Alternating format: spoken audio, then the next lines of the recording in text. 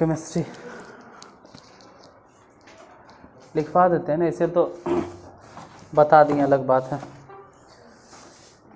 YouTube पे रहेगा तो कभी भी आराम से सुन लोगे, बाद में भी दोबारा जब लगे कि भूल रहे हैं तो। हेडिंग दीजिए धातु एवं अधातु।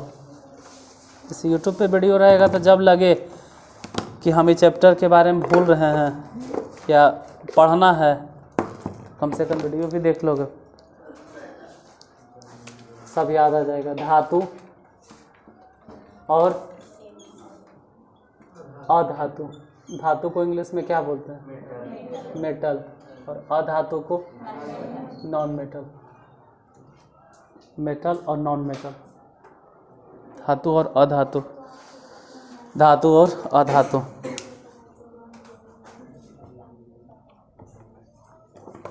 धातु और अधातु हो गया। डेफिनेशन लिखावे से पहले कुछ समझा देते हैं, डेफिनेशन तो बाद में लिखते रहेंगे। जैसे पीरियोडिक टेबल पढ़ाए थे तो यहाँ ये वाला हो गया एस ब्लॉक, ये दो गो हो गया एस ब्लॉक, अब बीच में हो गया डी ब्लॉक और इधर कहीं हो गया पी ब्लॉक। ठीक है, पी ब्लॉक। हमको इस पे नहीं जाना है कि इसमें कौन कौन से एलिमेंट है और नीचे जो हो गया वो वाला हो गया एफ ब्लॉक।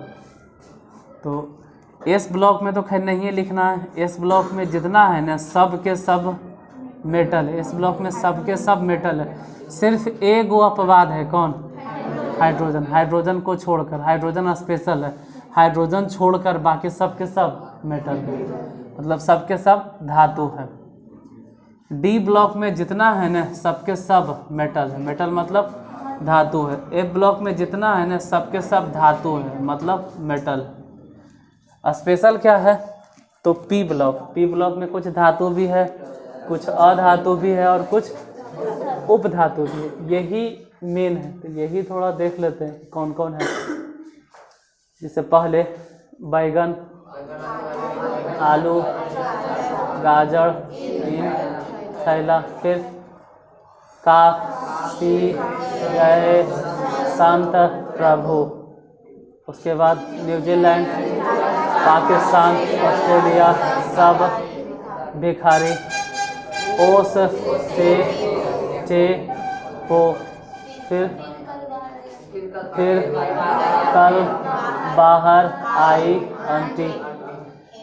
और ये थोड़ा सा खेमा, नेहा और करीना जैसी कहानी।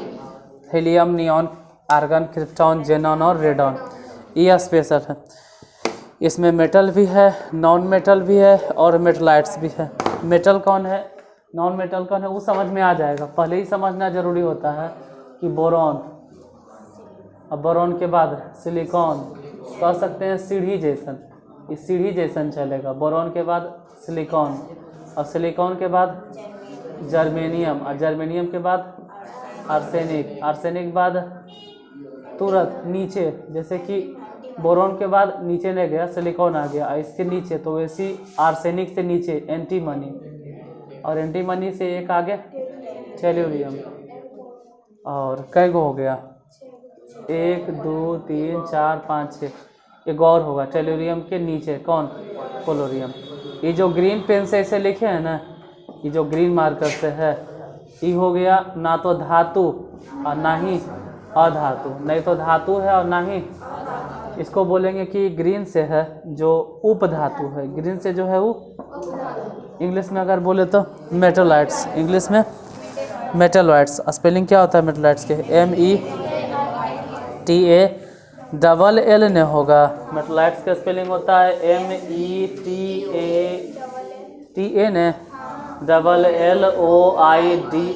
मेटलाइट्स।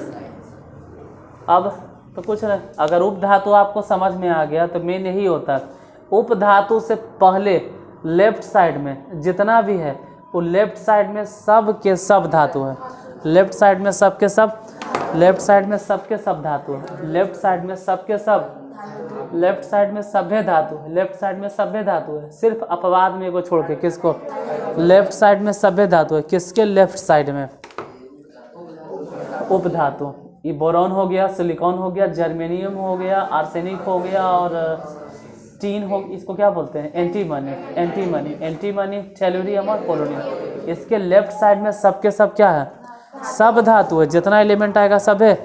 अब तुमको एलिमेंट याद रहेगा तब है। जैसे इतने में देखो ना भाई, पीए ब्लॉक में aluminium, gallium, indium, thallium, tin और लीड और बिस्मथ, इस सब के सब क्या है, धातु है। और इसके राइट साइड में, उपधातु के राइट साइड में जितना दिखाई दे रहा है वो सब के सब कैसन है, अधातु। राइट साइड वाला सभी अधातु है, जैसे कार्बन, जैसे नाइट्रोजन, जैसे फास्फोरस, जैसे सल्फर, जैसे क्लोरीन, जैसे ब्रोमीन, जैसे आयोडीन, जैसे एसेटाइन, इस सब के सब क्या है, अधातु है। सभी अधातु है, इस सब के सब अधातु है। इसमें ब्रोमीन ऐसा अधातु है नहीं, ब्रोमीन जो देख रहे हो ये ब्रोमीन ऐसा अधातु है जो कौन से फॉर्म में है, लिक्विड फॉर्म में। मतलब कह सकते हैं ब्रोमीन कौन से अवस्था में होता है, द्रव अवस्था में होता है। हालांकि ध्यान देना कि ब्रोमीन द्रव अवस्था में है, लेकिन ये है क्या, अधातु। यानी इंग्लिश में अगर बोले तो नॉन मेटल, नॉन मेटल है। याद रखना है कि यही एगो ऐसा है नॉन मेटल जो कि कौन सी अवस्था में होता है, द्रव अवस्था में।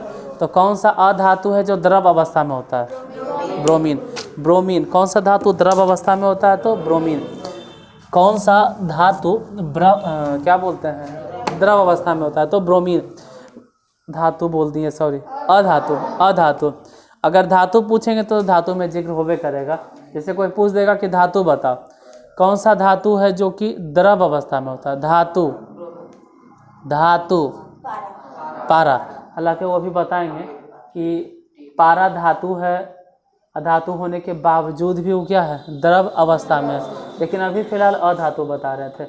यानी कि उपधातु के लेफ्ट साइड जितना तत्व दिखाई दे रहा है उस सब के सब तत्व क्या है, धातु है। और राइट साइड में जो भी तत्व है वो सब के सब, यानी अगर पूछे कि धातु के उदाहरण बताओ तो कह सकते हो कि हमारे लिए में, हमारे को छोड़ दो, हाइड्रोजन को छोड़ दो, lithium, sodium, potassium, rubidium, caesium, francium, इस सब के सब क्या है, धातु है। बेटा मांगे car scooter, beryllium, magnesium, calcium, indium, सब लिखावल है तो वहाँ कोची लिखते रहे बार बार, सब बताए होंगे। उस सब के सब धातु है। इससे पहले वाला सब धातु और इसके बाद वाला सबके सब अधातु, और बीच में जो बाउंड्री दिखाई दे रहा है ना, ये क्या है, उपधातु। फिलहाल लिखना शुरू करो, धातु क्या होता है, क्या अधातु। हाँ, अधातु 22 गो है, कुछ ज्ञात है कुछ नहीं भी ज्ञात है, मतलब कुछ इसमें लिखा हुआ नहीं है, ठीक है, कुछ इसमें लिखा हुआ नहीं है। जैसे कुछ है, एक दो गो है, जैसे कुछ के बारे में देखोगे तो 2 गो ऐसे ही लिखल है, आप देखिएगा तो, जो उतना फेमस नहीं है। लिखिए, धातु किसे कहते हैं, धातु किसे कहते हैं, धातु किसे कहते हैं, कह सकते हैं वैसे तत्व,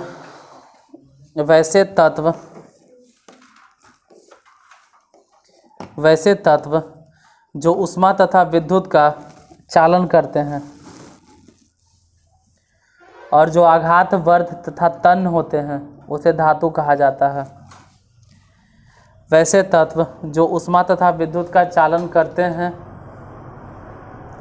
और जो आघात वर्ध तथा तन्य होते हैं उसे धातु कहा जाता है।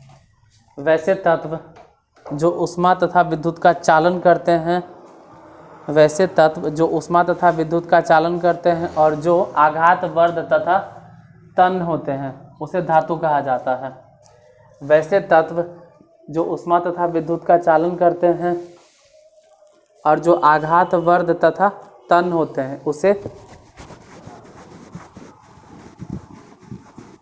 धातु कहा जाता है। वैसे तत्व जो ऊष्मा तथा विद्युत का चालन करते हैं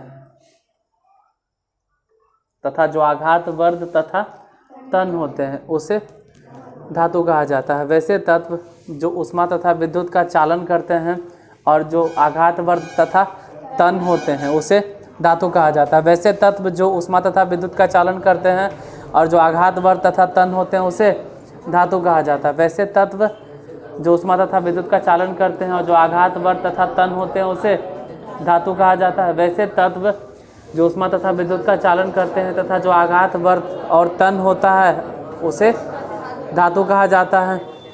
चालन माने समझ में करते हो कि अगर हम धातु से, हाँ चालन यानी चालक, मान लेते हैं कि कहीं आग लगा हुआ है और छड़ से हम उसको आग में रख लें, मतलब छड़ को आग में रख लें।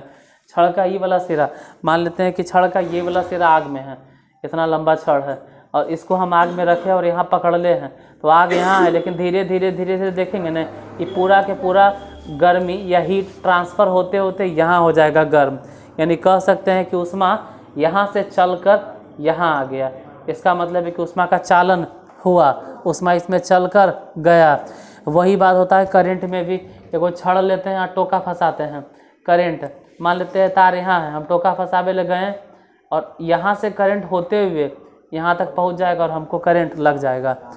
तो धातु क्या होता है? धातु वह है जो ऊष्मा तथा विद्युत का, सिर्फ इतने नहीं हैं, दो प्रॉपर्टीज और उसमें लगाना है जो आघात वर्त और तन होते हैं। तो ऊष्मा और विद्युत का चालन तो समझ गए कि जिसमें ऊष्मा आगे बढ़ जाए और विद्युत भी आगे, ये समझ में आता है। उसके बाद है आघात वर्त और तन। इसका क्या मतलब है? आघात वर्त के मतलब है कि आघात करें, जितना आघात करें न वो उतने वर्ध हो, उतने ही वृद्धि हो। आघात वर्ध है मतलब आघात करने पर उसमें वृद्धि हो, जितने ही हम प्रहार करें उतने ही बढ़े। जैसे लोहा जितना हथौड़ा से मारेंगे वो उतने चदरा जैसन फैलेगा। सोना या चांदी जितना चदरा से मारेंगे उतने ज़्यादा फैलेगा।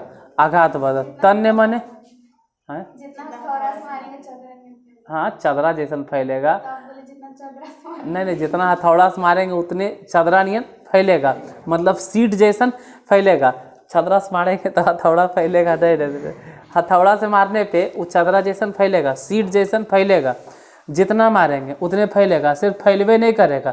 अगर हम चाहें तो मार मार के खींच के उसको लंबा भी कर सकते हैं। तो खींचने वाला जो गुण होगा उत्तन्यता, खींचने वाला जो गुण होगा, अब फैलने वाला जो गुण होगा आघात वर्ध। आघात वर्ध मतलब फैलना, आघात वर्ध मतलब फैलना। हथौड़ी से मारने पर या किसी भी तरह से उस पर प्रहार करने पर अगर फैलता है तो आघात वर्ध, और खींचने पर अगर तना जाता है तो नॉर्मली नहीं तनाएगा, यानी कि अपने आप तना गया, लेकिन हथौड़ी से मार मार के खींच के लंबा कर दिए, तार नियन बना दिए। तो तार नियन बना दिए, ये कौन से प्रॉपर्टीज़ है, ये कौन से गुण है? तन्यता। और सीट जैसन बना दिए, कौन से प्रॉपर्टीज़ है? आघात वर्ध। तो धातु में आघात वर्ध भी होता है। और फिर से एक बार रिपीट कर लो, धातु क्या होता है? तो कह सकते हैं कि वैसे धातु उसे कहते हैं, या वैसे तत्व, वैसे तत्व जो ऊष्मा तथा विद्युत का चालन करते हैं। और सिर्फ इतने नहीं, जो आघात वर्ध तथा तन होते हैं उसे धातु कहते हैं। जैसे एग्जाम्पल के तौर पे, उदाहरण के तौर पे, जैसे सोना, चांदी, लोहा, एल्युमिनियम, सोडियम, पोटेशियम, कॉपर इत्यादि।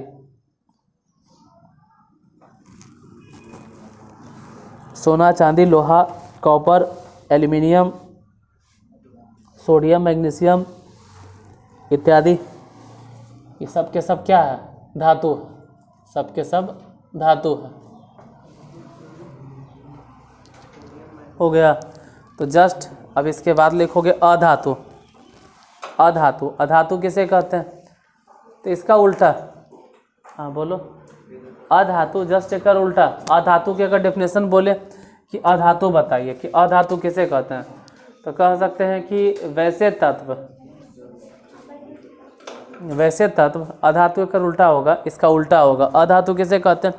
वैसे तत्व जो ऊष्मा तथा विद्युत का चालन नहीं करते हैं। वैसे तत्व जो ऊष्मा तथा विद्युत का चालन नहीं करते हैं। वैसे तत्व जो ऊष्मा तथा विद्युत का चालन नहीं करते हैं। हालांकि धातु अधातु हम 9th में पूरा क्लियर कर दिए हैं, बताए थे पूरा प्रॉपर्टीज़, तो उसमें पूरा प्रॉपर्टीज़ बताए हैं। ठीक है, 10 को प्रॉपर्टीज़ बतावल है। यूट्यूब पे भी लगता है उसका वीडियो डाले थे हम बना के, हाँ डाले हैं तो वो बोला अपना देख लेना कभी मन कर। फिलहाल अधातु किसे कहते हैं? वैसे तत्व जो ऊष्मा तथा विद्युत का कुचालक होता है। वैसे तत्व जो ऊष्मा तथा विद्युत का कुचालक होता है और जो आघात वर्ध तथा तन्य नहीं होता है बल्कि भंगुर होता है, जो आघात वर्ध तथा तन्य नहीं होता है बल्कि भंगुर होता है। केमिस्ट्री के प्लेलिस्ट देखोगे ना तो केमिस्ट्री के प्लेलिस्ट में सबसे पहला क्लास वही है। हाँ, धातु और धातु के बारे में पहला प्लेलिस्ट में सबसे पहला क्लास यानी सबसे पहला वीडियो वही है, धातु और धातु के बारे में। वो 9th वाला धातु और धातु के बारे में हम बोले थे, हालांकि 10th में भी वही बतिया है। अधातु किसे कहते हैं? तो वैसे तत्व जो ऊष्मा तथा विद्युत का सुचालक नहीं होता है, या कहो वैसे तत्व जो ऊष्मा तथा विद्युत का चालन नहीं करते हैं और जो आघात वर्ध तथा तन्य नहीं होता है बल्कि भंगुर होता है, उसे अधातु कहते हैं। उसे अधातु कहते हैं। और फैक्ट वाला कोई भी क्वेश्चन आपके एग्जाम में नहीं आता है, नंबर रटे वाला इस तरह के क्वेश्चन नहीं आता है, तो टेंशन नहीं लो, नंबर रटने वाला नहीं आता एग्जाम में आपके क्वेश्चन।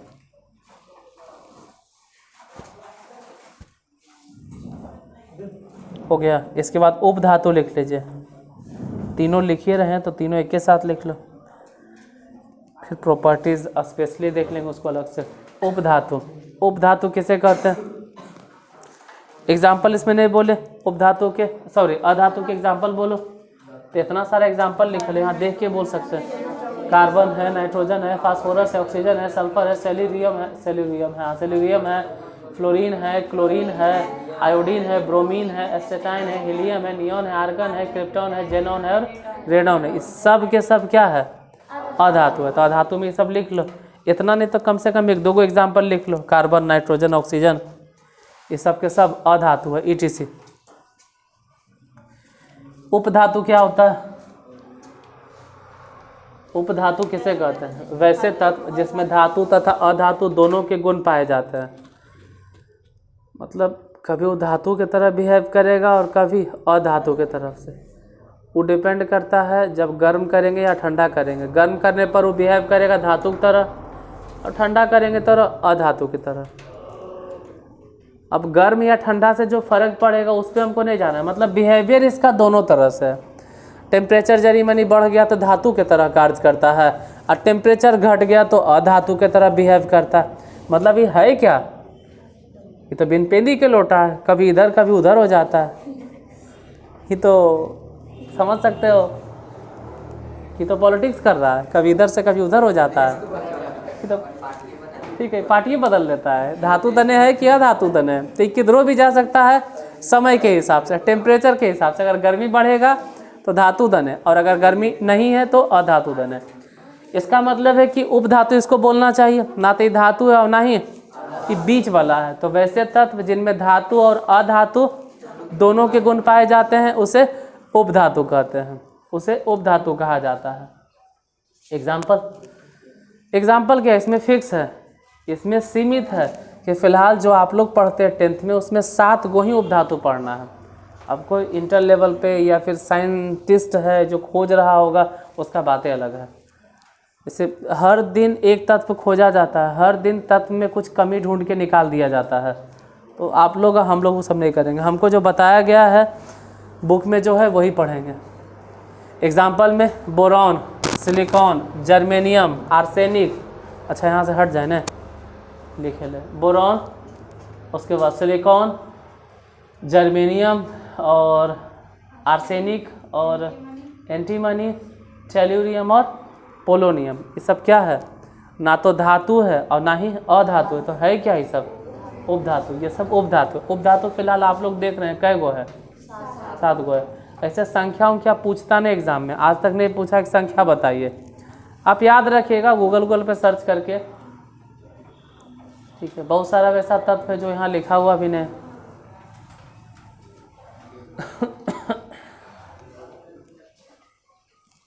1 2 3 4 5 6 7 8 9 10 11 12 13 14 15 16 17 18 19 20 21 22 23 24 ज़्यादा हो गया रे, गड़बड़ कर दिए क्या? नहीं ना, हम उधर गिर गए। 1 2 3 4 5 6 7 8 9 10 11 12 13 14 15 16 17 18 18 को, यहाँ तो 18 को नज़र आ रहा है, बाकी कुछ होगा एक्स्ट्रा, लेकिन यहाँ 18 को, 4 को छूट रहा। किताब उताब में तो 22 को लिखल रहता है। एनसीईआरटी देखिएगा, जो एनसीईआरटी कहता है वही मानना होता है। एक बार एनसीईआरटी सर्च कर लेना। धातु हो गया, फिर से एक बार रिपीट करते हैं। धातु किसे कहते हैं? वैसे तत्व जो ऊष्मा तथा विद्युत का चालन करते हैं और जो आघात वर्ध तथा तन होता है। वैसे तत्व जो ऊष्मा तथा विद्युत का चालन करते हैं और जो आघात वर्ध तथा तन होता है उसे धातु कहते हैं। एग्जाम्पल में हाइड्रोजन छोड़ के lithium, sodium, magnesium, aluminium, silicon, सब सिलिकॉन बोल दिए। सिलिकॉन तो इसमें आ जाएगा, उपधातु में।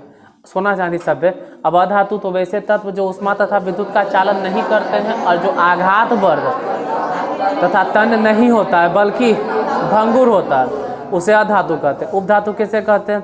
तो वैसे तत्व जिनमें धातु और अधातु दोनों के गुण पाए जाते हैं उसे उपधातु कहते हैं। वो लड़का लिखते रहता है, खड़ा वो बच्चा, बोलो बच्चा कि धातु किसे कहते हैं? इधर देख के बोलो ना हमको, बोलो।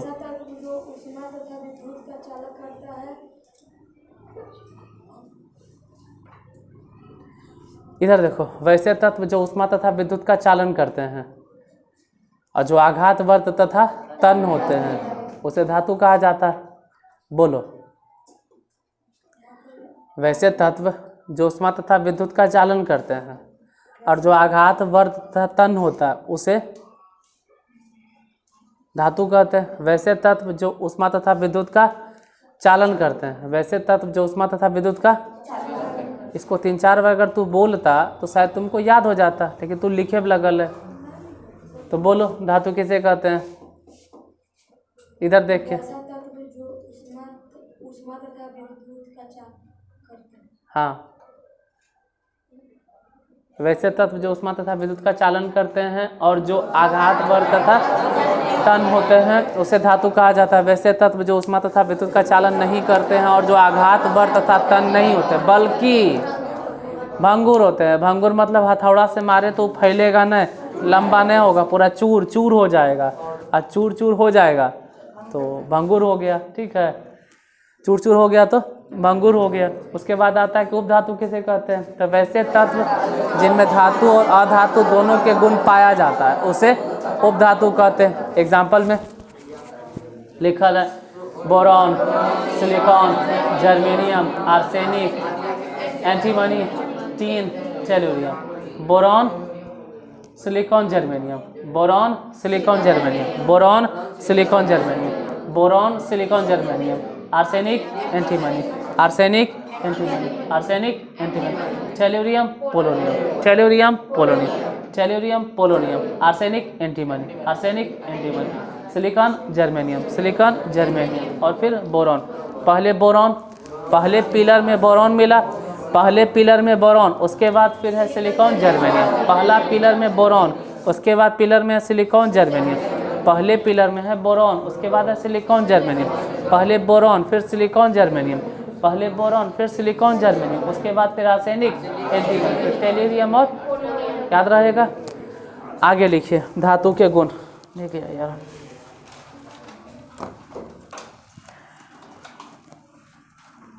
धातु के गुण। फिजिकल प्रॉपर्टीज, भौतिक गुणधर्म। धातुओं के भौतिक गुणधर्म, धातुओं के भौतिक गुणधर्म, धातुओं के भौतिक गुणधर्म, धातुओं के भौतिक गुणधर्म।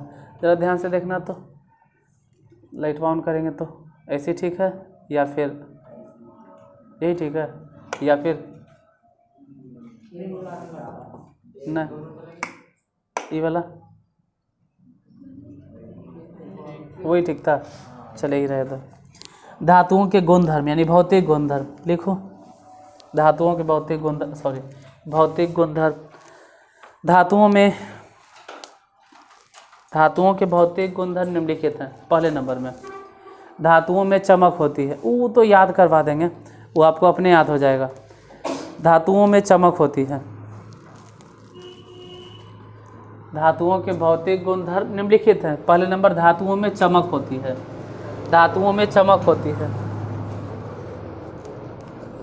धातुओं में चमक होती है। वो अलग बात है कि आप उसको खुली हवा में छोड़ देंगे या जल खुली हवा में छोड़ देंगे तो ऑक्सीजन के साथ, या जल में रह देंगे तो जल के साथ अभिक्रिया करके उसके ऊपर एक परत बन जाता है, तो वो चमकता नहीं है। वो परत का रंग भूरा टाइप के या कुछ ललहुन टाइप के हो जाएगा, चमक नहीं रहेगा। लेकिन नॉर्मली धातु में चमक होता है। धातुओं में चमक होता है। धातुओं में चमक, अगर धातु को आप खुली हवा में छोड़ देते हैं, इसे वो बातों में लिखना चाहो तो लिख लेना पर यूट्यूब से देख के, लेकिन ऐसे सुनना है कि धातुओं में चमक होती है। लेकिन यदि हम धातुओं को खुली हवा में छोड़ दें या नमी के संपर्क में छोड़ दें तो वह ऑक्सीजन से या फिर कहो डायरेक्ट हवा से अभिक्रिया करके, हवा से तो नहीं अभिक्रिया करेगा, हवा में जो गैस है उससे अभिक्रिया करके या जल के साथ अभिक्रिया करके एक परत बना लेगा। वो परत कार्बोनेट हो सकता है, ऑक्साइड हो सकता है, कुछ भी हो सकता है। जैसे हवा में अगर ऑक्सीजन के साथ अभिक्रिया किया तो ऑक्साइड के परत बना लेगा। अगर कार्बन डाइऑक्साइड के साथ अभिक्रिया किया तो कार्बोनेट वाला परत बना लेगा। अगर पानी के साथ अभिक्रिया किया तो भी ऑक्साइड में कन्वर्ट हो जाएगा। मतलब सीधा सीधे बोलना है कि धातुओं में चमक होती है। लेकिन अगर इसे खुली हवा में छोड़ दिया जाए, ये बोल रहे हैं बादों में लिख लेना, लेकिन यदि इसे खुली हवा में छोड़ दिया जाए या नमी के संपर्क में छोड़ दिया जाए तो इसके ऊपर एक परत सा बन जाता है, जिसके कारण इसमें फिर चमक नहीं रहता या चमक खत्म हो जाता है। दूसरा नंबर, धातु कठोर होता है। धातु कठोर होता है। उस वीडियो में भी हम ये सब बात बोले थे, धातु कठोर होता है। और जितना बात इसमें बोल रहे हैं ना, एक सब उल्टा हो जाएगा किसमें? अधातु में, सब उल्टा हो जाएगा। धातु कठोर होता है। धातु कठोर होता है। इसमें कुछ अपवाद है जो याद रखना। धातु कठोर होता है। अपवाद में लिथियम सोडियम पोटेशियम।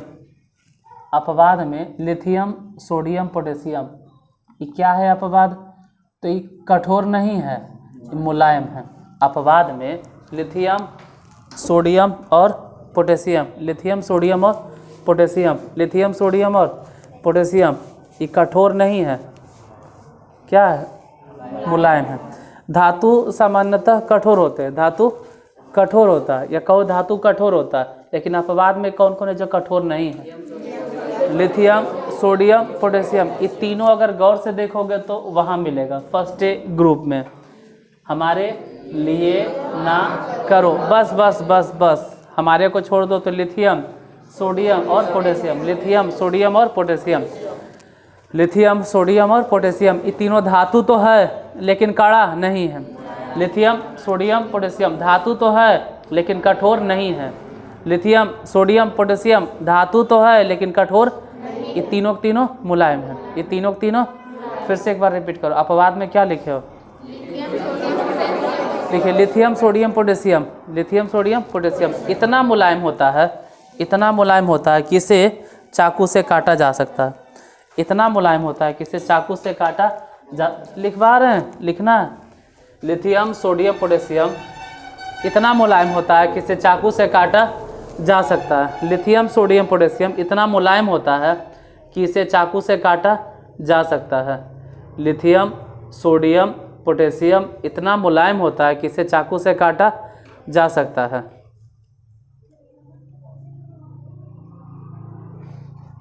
लेकिन फिर भी ध्यान देना, ये ठोस ही है। अभी भी क्या होता है? ठोस ही होता है। कट जाए वो अलग बात है। जैसे रबर, चाकू से काट दो, अरे फिर भी वो ठोसे कहलाएगा। ऐसा थोड़ा है कि रबर द्रव है सर, रबर बह जाता है सर। कुछ लोग बकवास करता है कि रबर का आयतन आकार निश्चित नहीं थे, डाकन तही कन, रबर के आयतन आकार निश्चित नहीं होता। रबर का आकार निश्चित होता है, आयतन भी। आप दबाते हैं तब ने दब जाता है, आप दबाते हैं तब दब जाता है, क्योंकि उसके बीच में कुछ जगह खाली होता है, उसके बीच में कुछ जगह खाली होता है। उसके एक अणु को आप दबा नहीं सकते। जैसे मान लो कुछ मान लीजिए ना कि किसी तरह से 1 2 3 4 5 ऐसे ढेरे सारा प्लास्टिक के बॉल रख दिए, ठीक है, प्लास्टिक के बॉल। अब प्लास्टिक के बॉल पूरा छितरा छितरा कर रख दिए, पूरा छितरा छितरा कर, तो इसके बीच में जगह खाली रहेगा ना, इसके बीच में जगह खाली, और हवा है तो आपको समझ में नहीं आता कि हवा है सर। मान लो कि वैसे ही पानी में बात करें, अगर इसको हम पानी में रख दें, पानी में, तो प्लास्टिक के बॉल पानी में तैरते रहेगा। जब हम चारों तरफ से इसको दबाएंगे तो पानी में अगर दबाएंगे तो सभी गेंद एक जगह आके सिमट जाएगा। अब फिर खुला छोड़ देंगे तो पानी में इन्होंने बह बह के जन्ने तन्ने हो जाएगा। इसका मतलब है कि गेंद गेंद गेंद ध्यान से देखो, इसका आकार निश्चित है कि नहीं है? अरे गेंद का आकार निश्चित था, एक गेंद का आकार निश्चित था कि ढेरे मनी गेंद अपना जन्ने तन्ने है, उसको आप दबाते हैं तो सब गेंद नज़दीक नज़दीक आ जाता है। वही बात होता है ठोस में, ठोस के मॉलिक्यूल्स दूर दूर होते हैं, दूर दूर होते हैं, उसके बीच में जगह होता है, उसके बीच में जगह होता है। लेकिन नॉर्मली जो ठोस बात करते हैं उसमें बहुत कम होता है, बहुत ही कम होता है, बहुत ही कम होता है। नहीं कहते कि एकदम नहीं होता, लेकिन होता है बहुत कम। जैसे मान लो इस दीवार की बात करें, इसमें अगर कांटी ठोकेंगे ना तो कांटी अंदर चल जाएगा। कैसे इतना बड़ा कांटी अंदर गया? इतना बड़ा कांटी कैसे गया? अरे इसके अंदर जगह होगा, थोड़ा थोड़ा जगह होगा, लेकिन नॉर्मली ऐसे ही ठूस दो तो नहीं जाएगा। लेकिन जैसे कस कस के मारते हैं ना तो बाकी मॉलिक्यूल्स ये काटी जाता है, कहता है तू हट, तू भी हट हट, चारों तरह से हट, सब हट, सबके हटाता है और अपने बीच में जाके घुस जाता है। और जैसे ही कांटी को ठोकते हैं तो ऐसा थोड़ा है कि अंदर से कांटी ठोके तो अंदर से कुछ बलाक दबर निकलता है, नहीं, कुछ नहीं निकलता। ये ठोके तो ठोकाइए गया, मतलब अंदर में जो मॉलिक्यूल्स था वो कहाँ गया? तू तो कहते हो कि अंदर में जगह ही नहीं था, अंदर में था। अब जितना जगह था ना उसमें कंजस्टेड बेचारा इन्हें ज़्यादा कस के अगर ठोक दिए ना, कोई बहुते बड़ा मार के एकदम धर के मोटे को काटे लाया मार रहा है तो हो सकता है देवली होकर फट जाएगा, क्योंकि उतना जगह ये रहे तो फट जाएगा। जितना जगह रहेगा उतने में जाएगा, यानी कि जगह होता है तो अगर उतना भर रहेगा, उतना भर जगह है जितना में वो जा सके तो कहेगा ठीक है काटी साहब आप जाइए। बड़का को काटा लाइएगा तो वो फिर नहीं रहेगा, वो फिर टूट जाएगा और फट जाएगा। मतलब ठोस में भी जगह होता है लेकिन रबर में ज़्यादा जगह होता है, तो रबर को हम लोग दबा सकते हैं, रबर ठोस होता है। तो नॉर्मली कहाँ थे हम, भुला गए, कुछ बोल रहे थे हम, ही बोल रहे थे हाँ चाकू से काटा जा सकता है, हाँ रबर की बात कर रहे थे। रबर को आप काट सकते हैं, तो रबर क्या है? ठोस है, द्रव है, गैस है? द्रव के डेफिनेशन याद रखना, जो बह सकता है। तरल पदार्थ किसे कहते हैं? जो बह सकता है। हालांकि तरल भी दो तरह के हैं, एगो द्रव है और एगो, पता नहीं बात किसको पढ़ा है, तुम लोग को नहीं पढ़ा, किसी और को पढ़ा है। फ्लूइड होता है, 11th में पढ़ाए थे। फ्लूइड तरल पदार्थ, तरल पदार्थ दो तरह का होता है, एगो लिक्विड और एगो गैस। जो बह सकता है तो रबर को छोड़ दो, छोड़ दिए और रबर बह गया। रबर को जैसे ही छोड़े पसर गया रबर पूरा, ऐसा थोड़ा होता है रबर पसर जाएगा, नहीं, इसका मतलब रबर क्या है? ठोस है, नहीं पसरता, उसका आकार कैसा है? निश्चित है। आप दबा दिए तब न उसका आकार बदल गया। वैसे तो लोहबों के मार मार के पीट पीट के हम दबा सकते हैं, उसके आकार में परिवर्तन ला सकते हैं, नॉर्मली नहीं होता है। यानी कि रबर ठोस है। तो रबरे जैसन होता है कौन? सोडियम, लिथियम और पोटेशियम, उसको हम चाकू से काट सकते हैं। इसका मतलब ठोस तो है लेकिन चाकू से काटा जा सकता है। फिर से एक बार रिपीट करो कि धातु कठोर होता है लेकिन अपवाद में कौन है? Lithium, sodium, potassium. अपवाद में लिथियम, सोडियम और पोटेशियम इतना मुलायम होता है कि इसे चाकू से काटा जा सकता है। और पैराग्राफ चेंज करके लिखेंगे, पैराग्राफ चेंज करके लिखेंगे, पैराग्राफ चेंज करके लिखिएगा। एक धातु तो ऐसा है, ये तो चलो भाई ठोस अवस्था में था, कट गया वो अलग बात है, लेकिन एक धातु तो ऐसा है, एक धातु ऐसा है कि एक धातु ऐसा होता है जो कि द्रव अवस्था में पाया जाता है। एक धातु ऐसा है जो द्रव अवस्था में पाया जाता है। आंसर क्या लिखिएगा? पारा, ब्रैकेट में करके लिख देना पारा। पारा एक धातु ऐसा है जो द्रव अवस्था में पाया जाता है। और कौन सा धातु है? पारा। पारा धातु है लेकिन फिर भी वह लिक्विड फॉर्म में पाया जाता है। पारा धातु है लेकिन फिर भी वह लिक्विड फॉर्म में पाया जाता है। पारा धातु है लेकिन फिर भी वह लिक्विड फॉर्म में पाया जाता है। पारा धातु है लेकिन फिर भी वह द्रव अवस्था में पाया जाता है। पारा धातु है लेकिन फिर भी वह द्रव अवस्था में पाया जाता है। तो कौन सा ऐसा धातु है जिसे चाकू से काटा जा सकता है? सोडियम, लिथियम और पोटेशियम। सोडियम, लिथियम और पोटेशियम कौन सा धातु है जिसे चाकू से काटा जा सकता है? तो वो ऑप्शन पे डिपेंड करता है। अगर सोडियम रहेगा तो सोडियम को टिक मारेंगे, लिथियम रहेगा तो लिथियम को, और पोटेशियम रहेगा तो कौन सा धातु है जिससे चाकू से काटा जाता है?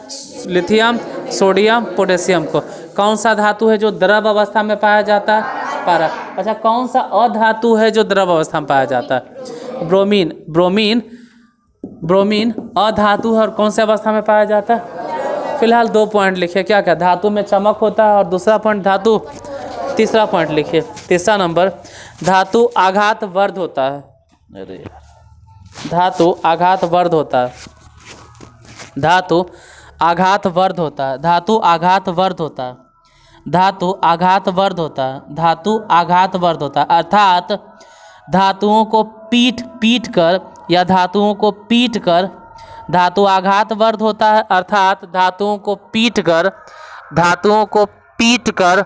चादर के रूप में बनाया जा सकता है। धातुओं को पीट कर चादर के रूप में बनाया जा सकता है। फिर से एक बार, धातु आघात वर्ध होता है, अर्थात धातुओं को पीट कर या पीट कर चादर के रूप में ढाला, हाँ, बनाया जा सकता है या ढाला जा सकता है। सबसे अधिक आघात वर्ध कौन होता है अगर पूछे तो? सोना और चांदी। तो पैराग्राफ चेंज करके लिख लीजिएगा कि धातुओं में सबसे अधिक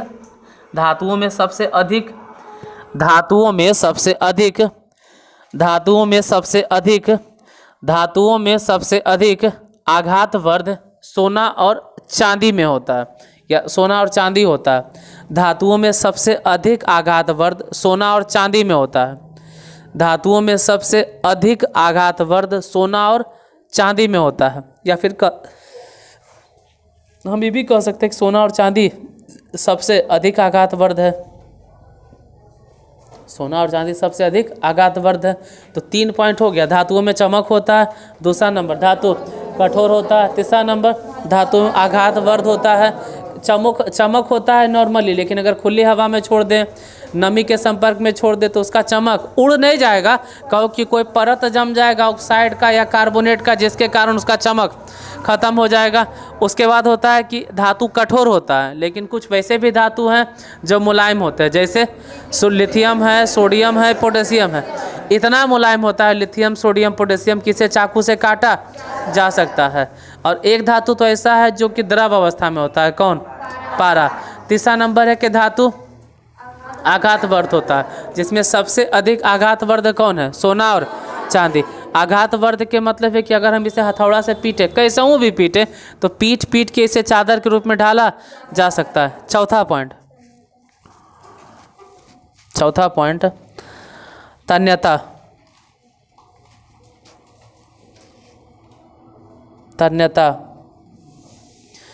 धातुओं में तन्यता का गुण पाया जाता है, या धातुओं में तन्यता होती है। धातुओं में तन्यता का गुण पाया जाता है। धातुओं में तन्यता का गुण पाया जाता है, या धातुओं में तन्यता होती है। धातुओं में तन्यता का गुण पाया जाता है, या धातुओं में तन्यता होती है। धातुओं में तन्यता का गुण पाया जाता है। धातुओं में तन्यता का गुण पाया जाता है, या धातुओं में तन्यता होती है, अर्थात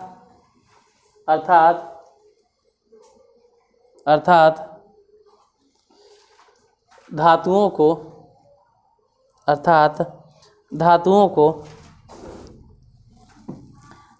को खींचकर तार बनाया जा सकता है।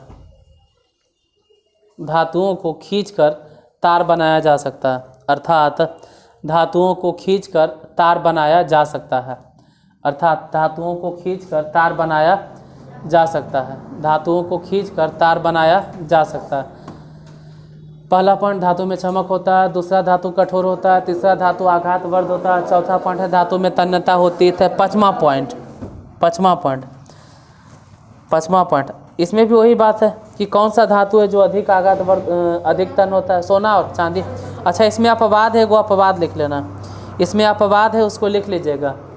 तन्यता में अपवाद है, अपवाद में बिस्मत, बिस्मत ये अपवाद में लिख लीजिएगा, बिस्मत, बिस्मत। और चौथा के बाद पाँचवा लिखेंगे उष्मीय चालकता, उष्मीय चालकता। उष्मीय क्या, दोनों एक के साथ लिख लो, उष्मा तथा विद्युत की चालकता, उष्मीय चालकता तथा विद्युतीय चालकता एक के साथ लिख लो। उष्मीय चालकता तथा विद्युतीय चालकता एक साथ, अलग अलग कहे लिखिएगा। उष्मीय चालकता तथा विद्युतीय चालकता, उष्मीय चालकता तथा विद्युतीय चालकता। हालांकि अलग अलग लिखाना चाहिए था, लेकिन एक ही में लिख लीजिए, उष्मीय चालकता तथा विद्युतीय चालकता लिखेंगे। धातु उष्मा तथा विद्युत का अच्छा सुचालक होता है या अच्छा चालक होता है। अच्छा बोलिए रहे तो सु नहीं बोलना चाहिए, अच्छा चालक होता है। और अगर अच्छा नहीं बोलेंगे तो सुचालक होता है। धातु उष्मा तथा विद्युत का सुचालक होता है या अच्छा चालक होता है। धातु उष्मा तथा विद्युत का अच्छा चालक होता है।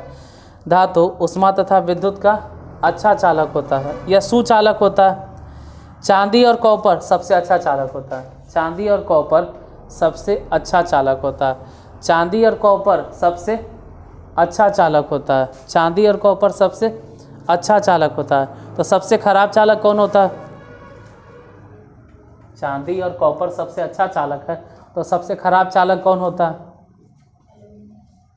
सबसे खराब चालक कौन होता है? ये तो बोल दिए कि धातु उष्मा और विद्युत का अच्छा चालक होता है या सुचालक होता है, जिसमें सबसे अच्छा कौन है? चांदी और कॉपर।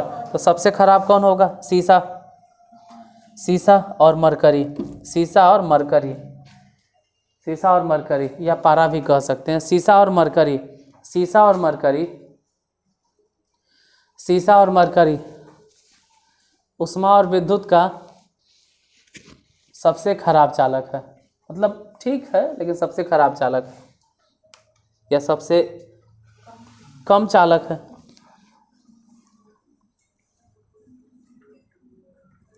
अच्छा, यहाँ पर भी अपवाद है, उसको लिख लीजिएगा। एक अपवाद है, अपवाद है या नोट है, जो भी लिखो, अपवाद या नोट आप जो भी लिखे, पैराग्राफ चेंज करके। सामान्यतः सभी धातुएं, पैराग्राफ चेंज करके नोट में लिख लो। सामान्यतः सभी धातुएं विद्युत का कुचालक होती हैं। सामान्यतः सभी धातुएं विद्युत का कुचालक होती हैं। उल्टा बोल दिए, नहीं, अधातुएं, अधातुएं। सामान्यतः सभी अधातुएं विद्युत का कुचालक होती हैं। सामान्यतः सभी अधातुएं विद्युत का कुचालक होती हैं। सामान्यतः सभी अधातुएं विद्युत का कुचालक होती हैं। अधातुएं, अधातुएं, गलती से धातु निकल गया था, अधातुएं। सामान्यतः सभी अधातुएं विद्युत का कुचालक होती है। सामान्यतः सभी अधातुएं विद्युत का कुचालक होते हैं, लेकिन ग्रेफाइट, लेकिन ग्रेफाइट, लेकिन ग्रेफाइट, ग्रेफाइट, ग्रेफाइट, ग्रेफाइट धातु है, क्या धातु है? अधातु है। लेकिन ग्रेफाइट अधातु होते हुए भी, अधातु होते हुए भी, ग्रेफाइट अधातु होते हुए भी विद्युत का सुचालक है। ग्रेफाइट अधातु है, लेकिन फिर भी वह विद्युत का सुचालक है। ऐसे तो नॉर्मली जितना भी धातु है सब के सब विद्युत का सुचालक है, लेकिन सिर्फ एक अधातु ऐसा है जो अधातु होते हुए भी विद्युत का सुचालक है। कौन? ग्रेफाइट। ग्रेफाइट भी कार्बन का बना हुआ है और हीरा भी ग्रेफाइट के कार्बन का बना हुआ है।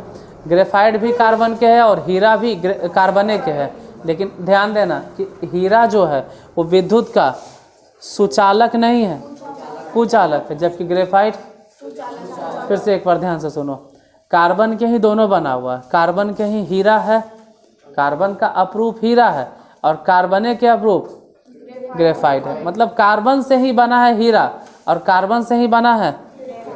जैसे कोयला बहुत काला होता है, कोयला बहुत काला होता है। देखें, कोयला बहुत काला होता है। कह कहे कि कोयला के अंगूठी पहन भी रहे, तो कोई नहीं पहनेगा, कोयला के अंगूठी पहनेंगे हैं, कोयला के क्या अंगूठी पहनेंगे। लेकिन जब वही कोयला बहुत ज़्यादा तपता है ना, बहुत हाई टेम्परेचर होता है धरती के अंदर, पूरा एकदम तपता है, कोयला इतना गलता है, इतना गलता है, कोयला गल गल के पानी बन जाता है। जब कोयला पानी बन जाता है खुद अपने ही टेम्परेचर से, आग नहीं लगाना है, पता चल रहा कोयला पे पेट्रोल छिड़क के आग लगा दिए, अब खोजे लगे हीरा करने है, खोज रहे हीरा मिलियन रहे, लाए करासन तेल कोयला में कने हीरा। अरे कोयला जब खुद के टेम्परेचर से गलता है किसी तरह से, वो टेम्परेचर बनता कैसे, प्रेशर से, ऊपर से प्रेशर पड़ेगा धरती के और टेम्परेचर हाई होगा, और जब वो प्रेशर और टेम्परेचर दोनों जब बर्दाश्त करेगा न, कहते हैं प्रेशर भी पड़ता है और टेम्परेचर भी पड़ता है।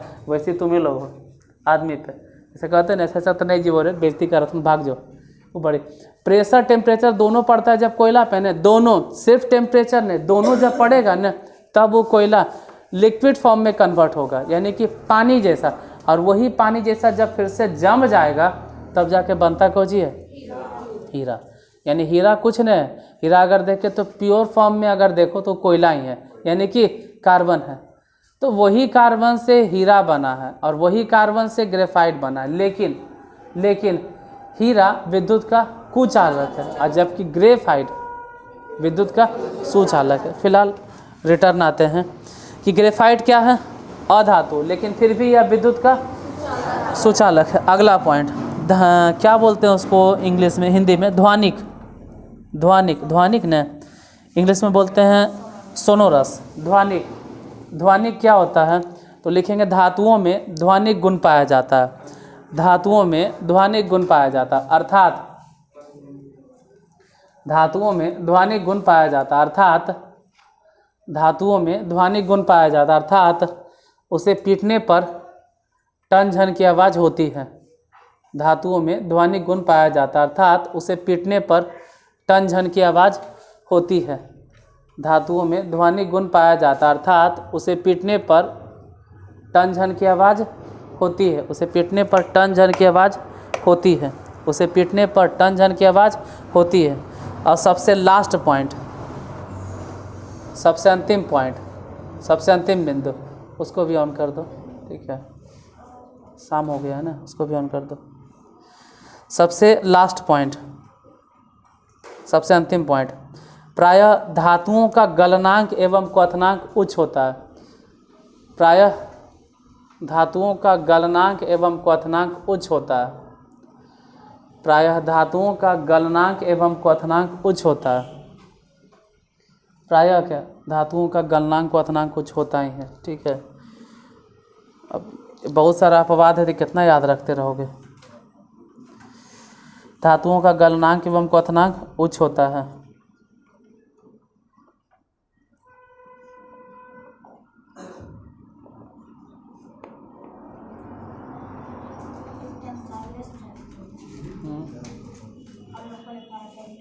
नहीं, इसमें उतना नहीं, इसमें नहीं। टेंसाइल स्ट्रेंथ के मतलब होता है कि उसको मोड़ने पे वो टूटता नहीं है, खींचने पे वो मुड़ जाता है लेकिन टूटता नहीं है। यहाँ नहीं बताना है, 9th के टॉपिक में है। धातुओं का गलनांक एवं क्वथनांक उच्च होता है, लेकिन ध्यान से अगर देखोगे ना तो कुछ वैसन भी है जिसका गलनांक और क्वथनांक कम होता है। जैसे कुछ लिख लो, फैक्ट है, लिथियम और सोडियम, लिथियम और सोडियम का गलनांक 98 डिग्री सेल्सियस है। लिथियम और सोडियम का गलनांक 98 डिग्री सेल्सियस मतलब 98 डिग्री सेल्सियस है। पोटेशियम का 64 डिग्री सेल्सियस है। उतना लिखते हो, लिथियम है Li, लिथियम लिखो, और उसके बाद क्या Na, कुछ लिखे लगता है, ल सिकार ली, थ सिकार थी, यामा। लिथियम और सोडियम का गलनांक डायरेक्ट 98 डिग्री सेल्सियस और पोटेशियम का 64 डिग्री सेल्सियस, और गैलियम का 30 डिग्री सेल्सियस। गैलियम को क्या लिखोगे, Ga, उतना नहीं लिखना है गैलियम, Ga का 30 डिग्री सेल्सियस, और सीजियम कहाँ है, Cs, सीजियम का 28 डिग्री सेल्सियस। ये सब एग्ज़ाम में आता है, सर नहीं आता, इतना फैक्ट नहीं आता आपके एग्ज़ाम में। पोटेशियम के 64 डिग्री सेल्सियस, एग्ज़ाम में आएगा ना, तो आज तक आया है और ना ही भविष्य में नहीं कह सकते हैं। अब हम भगवान थोड़ू हैं, क्या मूड उसका मन बदल जाए, लेकिन अभी तक नहीं आया है और एग्ज़ाम में पूछना भी नहीं चाहिए इस तरह के क्वेश्चन। नहीं आएगा ये नहीं कह सकते हैं, लेकिन अभी तक नहीं आया है। ऐसे अपने नॉलेज के लिए याद रखना कि लिथियम और सोडियम गल जाता है कितना टेम्परेचर पे, 98, मतलब पानी से भी कम टेम्परेचर। पानी को जितना टेम्परेचर पे आप उबालते हैं ना, उससे कम ही टेम्परेचर पे ही गल जाता है। पोटेशियम 64 डिग्री सेल्सियस पे, और गैलियम तो 30 डिग्री और सीजियम 28 डिग्री। अधातु के बारे में बताइए दिए, कौन सा धातु है जो द्रव अवस्था में पाया जाता है? ऐसे अधिकांश अधातु है जो गैस, जैसे ऑक्सीजन क्या है अधातु, लेकिन फिर भी एक गैस है। नाइट्रोजन अधातु और क्या है गैस। तो बहुत सारा अधातु है जो गैस होता है। अच्छा वही कार्बन की बात करें, कार्बन अधातु है लेकिन ये ठोस है। फास्फोरस अधातु है लेकिन ये ठोस है। सेलेनियम की बात करें अधातु है लेकिन ये ठोस है। आयोडीन अधातु है लेकिन ये ठोस है। यहाँ तक कि एस्टेटाइन की बात करें तो अधातु है लेकिन ये, अब एग्जैजरी कंफ्यूजन होता है, ये कुछ लोग कहते हैं उपधातु है, तो इस पे नहीं जाएंगे हम बहस करेंगे। क्लोरीन की बात करें तो अधातु है लेकिन ये, बोलो वो मत करना, ये गैस है। ये क्या है? ये ठोस में बड़ी मुश्किल से कन्वर्ट होता है, बहुत कम टेम्परेचर पर ले जाएंगे ना तब। क्लोरीन भी क्या है? गैस है। ऊपर वाला इधर एक दो गैस है, और ये सब तो खैर जानिए रहे हैं कि सब गैस है। अधातु हो गया, उपधातु हो गया। अब बाकी इसका कुछ गुणधर्म है, तो रिएक्शन आप लोग सब पहले पढ़ लिए हैं, ठीक है। रिएक्शन आप केमिकल रिएक्शन में पढ़ लिए, यहाँ ने टाइम बर्बाद करना है। कल क्या बताएंगे वो आज हम बता देते हैं कि कल आपको हम बताएंगे क्या, जिससे कि कल आप कम से कम याद तो करवा दो कि हाँ ये बताना है।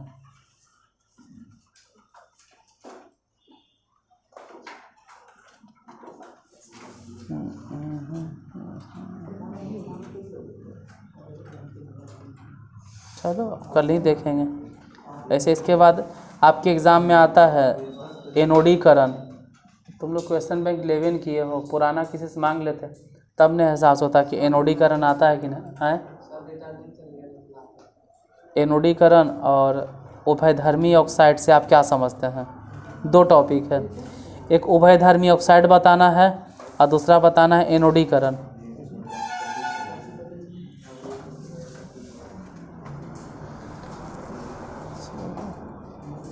मिलते हैं फिर कल, आ जाइए तक। इसमें कुछ खास नहीं मिलेगा।